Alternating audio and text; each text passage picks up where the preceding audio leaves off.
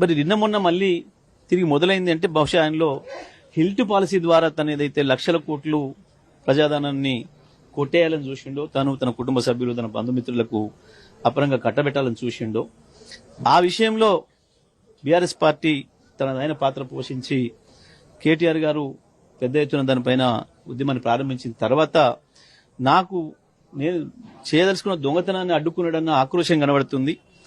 బహుశా దానివల్లనే మనిషి కొంత కింది మీద అవుతున్నాడు. బహుశా దాని ప్రభావం అనుకుంటున్నా. ఆ ఆక్రోశం నుంచి వచ్చేవే ఈ బూతులని నేను అనుకుంటా ఉన్నా. లేకపోతే కేసీఆర్ గారి గురించి ఆయన మాట్లాడుతున్న మాటలు, నేను దేవరకొండలో ఆయన చేసిన ప్రసంగం చూస్తే నాకు మొదట ఫోన్ చేసింది కాంగ్రెస్ పార్టీ కార్యకర్తలే నాకు ఫోన్ చేసిరు ఆ ప్రాంతం నుంచి. సార్ ఏం సార్ ఈయన ఇట్లా మాట్లాడుతున్నాడు, ఇంత అసహ్యంగా మాట్లాడుతున్నాడు, ఈయన ఏం చెప్పిండు, మాకు కొత్తగా ఏం చెప్పలే, నల్గొండ జిల్లాకి ఏమి వేయలే, దేవరకొండకి ఏమి వేయలే కొత్తగా, కానీ మళ్ళీ గదే బూతులు రోత మాటలు మాట్లాడిపోయినరు. మేము ఈయన మా ముఖ్యమంత్రిని చెప్పుకోవడానికే సిగ్గుపడుతున్నామని చెప్పి కాంగ్రెస్ పార్టీ నాయకులే కొంతమంది నాకు ఫోన్ చేశారు ఆ ప్రాంతం నుంచి. గంత అసహ్యంగా తయారైంది ఆయన ప్రవర్తన.